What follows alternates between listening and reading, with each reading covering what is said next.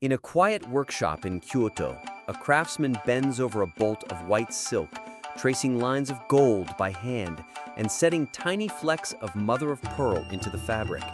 It will become an uchikake, a wedding kimono, and it will take months to finish. This is wafuku, Japan's traditional national dress, known around the world simply as the kimono. It began over 1,000 years ago as a simple wrap of cloth, and it very nearly disappeared from everyday life within a single generation. This is the story of how a plain length of fabric became the soul of a nation, how it almost vanished, and how it came back into fashion. Making a traditional kimono begins with a single bolt of fabric, cut in straight lines so it can wrap around any body shape, a method developed over 1,000 years ago. In Kyoto, artisans use Yuzen dyeing to hand-paint intricate designs onto silk, while the weavers of Nishijin create some of the most elaborate brocade fabric in the world. For the most luxurious wedding kimono, craftsmen apply kinsai, gold leaf and hand-painted gold detailing, and inlay tiny pieces of shell, called raiden, into the fabric itself.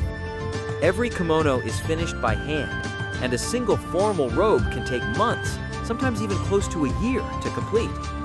From the simple cotton yukata worn at summer festivals to the elaborate firisode worn by young women coming of age, each style carries its own meaning. The story starts in the Yayoi period, more than 2,000 years ago, when Japanese men wrapped a single piece of cloth around the body and women wore a simple poncho-like garment.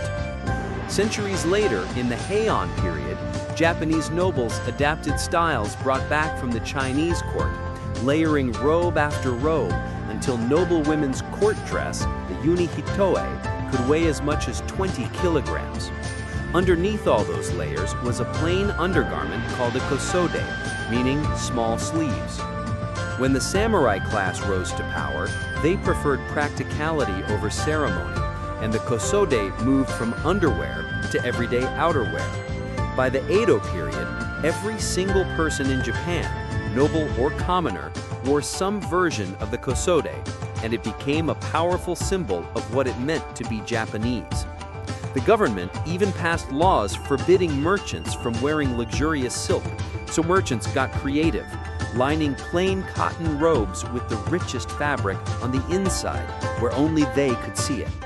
It was not until the Meiji period, when Japan opened its doors to the West and adopted Western suits and dresses, that people needed a new word for their own traditional dress. They called it wafuku, Japanese clothing, or simply kimono, a thing to wear. But that same opening to the West set the kimono on a slow path toward crisis. Government officials and soldiers were ordered into Western suits, and ordinary citizens gradually followed, trading their kimono for shirts and trousers. The devastation of the Second World War accelerated the shift, and in the decades that followed, most Japanese abandoned everyday kimono altogether. By the early 2000s, more than half of Japan's kimono workshops had closed their doors for good. But the craft refused to disappear completely. A new generation of designers began reimagining the kimono for modern life, blending traditional Edo Komon stencil dyeing with contemporary silhouettes, and taking kimono-inspired fashion onto runways in Tokyo and Paris. Rental shops sprang up across the country, making it easy for tourists and young people to wear a kimono for a single afternoon at a shrine or festival without owning one themselves. Meanwhile, master artisans kept the old techniques alive by hand. In workshops like the one in Kyoto, craftsmen still dye silk using Yuzen methods centuries old, and gold artisans still hand paint and inlay mother-of-pearl onto wedding kimono, work that can take the better part of a year to complete. Coming-of-age ceremonies and weddings kept the tradition breathing, even as everyday use faded. Today, the kimono is no longer daily wear, but it has found a new kind of life at weddings, coming-of-age ceremonies, festivals, and increasingly on the shoulders of young people rediscovering it as fashion rather than obligation.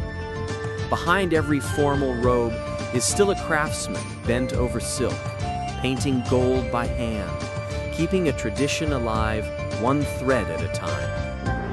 If you enjoyed this story, Subscribe for more tales of Japan's disappearing crafts.